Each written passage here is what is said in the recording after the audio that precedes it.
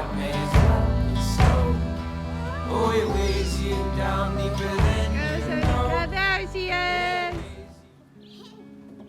I want to talk to the mama who feels like it is hard to get out of the bed. Life feels so mundane. You wanted to be a mom, but you did not know it would look like this. You just feel a little bit lost. You might even feel a little bit depressed or a lot depressed, and you don't really know who to talk to about it. It's a lot. And so if you feel any of those things today, good news, I have some things I can share. I am a mom of 5. My youngest is 6 months. My oldest is 9 years old. I have lived this. I have walked this. This is a mountain I have had to climb myself, and in many ways I am still climbing, but I want to reach back to you if you're at the beginning of this or you've been walking in it for a little while and offer some hope and some help. So hi, my name is Lana. This is Girl Teach Me. I created this channel for you to help with your motherhood so that you can live on purpose in your motherhood, be intentional with your motherhood, and ultimately not look back and regret your years of motherhood, but instead look back fondly and say, you know, I made some mistakes. It wasn't perfect, but I really gave it my all. So first, let's look at 2 different mindsets that really keep us stuck in our motherhood. I have lived and walked in these mindsets many times, but now that I am aware of these 2 very, very toxic mindsets, once I start to slip into these mindsets, all it takes is awareness to click me back out. That's it. There's nothing magical about it. And so being aware of these 2 mindsets is so very important. And not that it matters, but I have my master's in sports psychology because I used to be a college softball coach. And so mindset is a huge passion of mine, but I'm also a Christian. And so my faith is also very, very important to me. So I really try to meld the 2 together, along with 9 years of motherhood, 5 kids, just melding all of that together. That's where a lot of this is coming from. And just also me having to reach out with new mentors and learn and read. So a lot of this is coming from just honestly like pain in my life and hoping it can help you. So the 2 mindsets. One is the mindset, I am helpless. I need somebody to save me. This is called the victim mindset. And let's be clear, there are real victims in the world. There are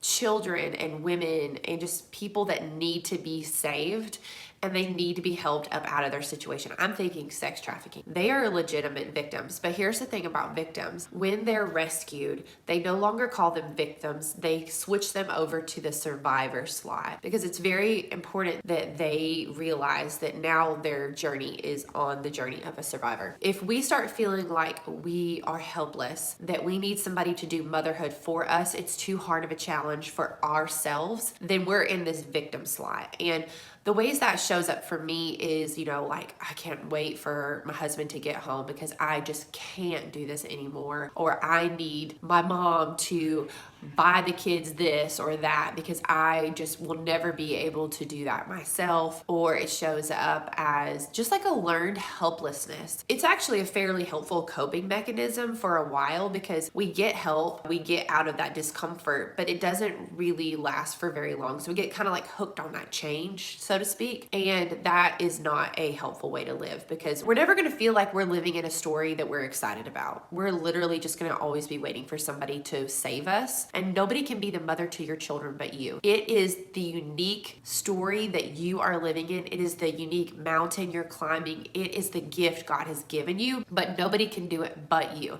And that's the good news because later on, that's going to be a very important key we're going to draw upon. The other mindset is the villain mindset. It's very easy to identify quick villains in our head like Hitler and think we are never like them. But the truth is that a lot of times we are drawing on villain energy. Villain energy is revenge. Like, you kids just always make my day miserable, or you kids never ever listen to me, and then wanting to get revenge, like getting angry, getting loud. It can even be abusive, like just getting back at those who hurt us. And really, the victim and the villain are doing the wrong thing with their pain. They have a shared pain and they're doing the wrong thing. So the victim is, I'm helpless in my pain, I need somebody to save me. And the villain takes the pain and says, because I felt this, everybody else will suffer. A revenge kind of thing. And you would think that we would never do this in motherhood, but we do. But we do. We do it to our husband, we do it to our kids, we do it to, just friends, family. We think because motherhood is harder than I thought it was going to be, now other people will pay. I'm angry that motherhood is this hard. This is not what I expected. This is not what I signed up for. Like, how dare these kids wake me up in the middle of the night? How dare these kids make a mess of my house? Don't they know that all I do is clean up after them?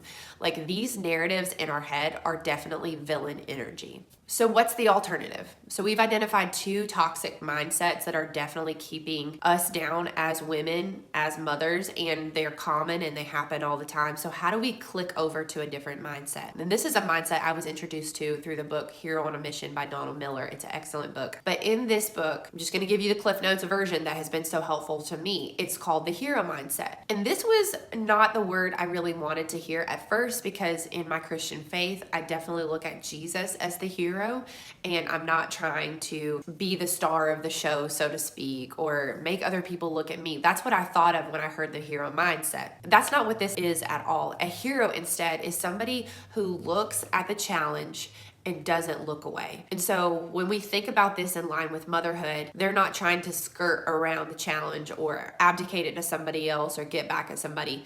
And when we think about heroes in movies, they usually don't look like they're having a good time. They're usually hanging off the side of a building, or they're going on a mission they really didn't want to. But in their minds, there is a single focus they have. There's somebody they're trying to save. They're trying to accomplish some big goal. And so that's the slot we need to be in for the sake of others. Who are those others?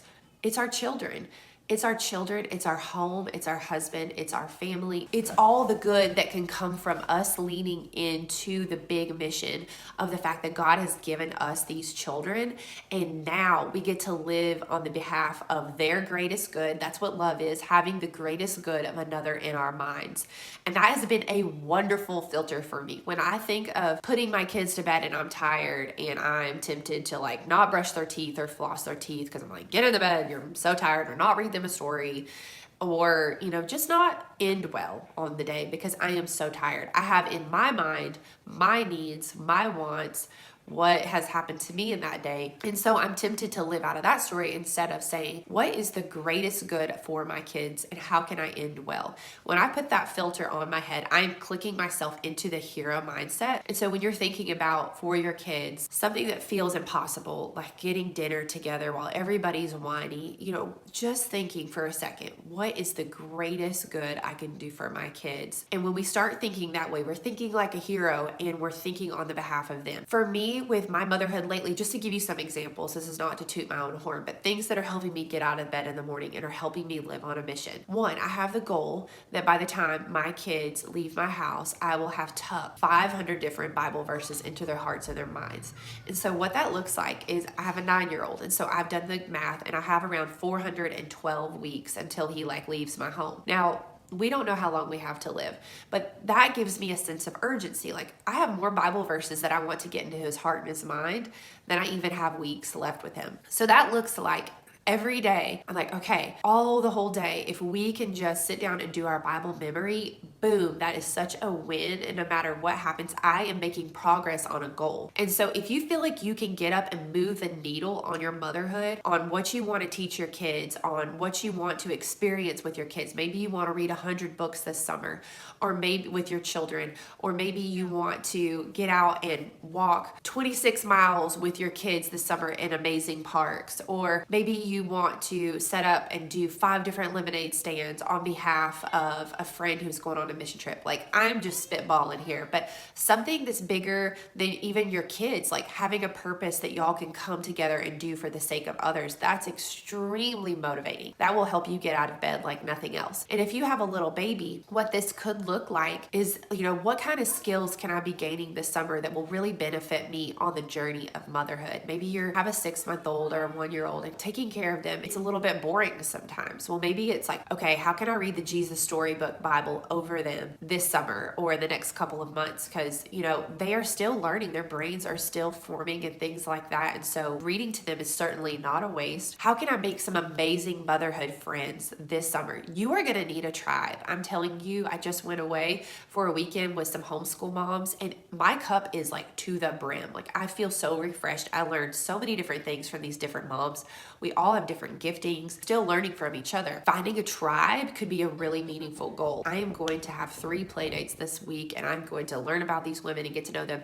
I'm going to have them in my home for coffee. That's a really great goal. That's going to just yield so much fruit in your life. Iron sharpens iron. So finding some women you really admire, trying to get together with them. Okay, and let's talk about a 4th mindset that is just going to light you on fire for motherhood. I'm telling you, this is the best mindset. Like, the hero one is great, but the guide is the best mindset. That's the best place to be. And that's where you're reaching back and helping somebody else. And so when we think about guides and movies, we think of Gandalf and Lord of the Rings. We think of Mary Poppins for those kids. We think of Yoda is that media player. Yoda in Star Wars. There are so many great guides, but if you ever find a hero, he always has a great guide. He can't do the journey alone. For me, the guide are those women that I am a part of, that tribe I'm a part of. I'm a part of like a wild and free group of homeschool mamas. That's what it's called. And those women are guides to me all the time. I also look for really amazing mentors. So I have a friend who has 9 children. Spending time with her has been absolutely invaluable for my journey as a mother. She's taught me that my kids are not really listening to me till they're looking in my eyes. She's taught me that if I'm yelling, they're going to be yelling. She has taught me that, you know, what I invest in my kids is like planting seeds in a heart, and I will reap a harvest eventually. Just things like that have been invaluable to learn from a guide. But also, when I have younger women in my home and I get to talk about, you know, the role of motherhood and encourage them on the journey like I'm doing now, hopefully for you, that's the best role. And so think about other women who you can help and be a guide to. Maybe if you're just on your motherhood journey, maybe it's a college gal or a high school girl, and you can help them with the pain that you've once had. Maybe you've had an eating disorder. Maybe somebody taught you how to read your Bible, and you can reach back and teach them how to walk through learning how to read their Bible for the first time. Maybe you want to talk with a young girl about valuing her body and her purity. What pain have you walked through that you can now help somebody else with? That is going to light you on fire in your motherhood as well. I am telling you, somebody needs you. They need your story. They need you to help them through the pain that they're walking through. And your story is absolutely essential for their journey. Like, there is somebody who will not find freedom in their walk, in their journey, until you share the pain that you've walked through. Your pain can become your ministry. So I hope you feel so much more fired up for motherhood. It is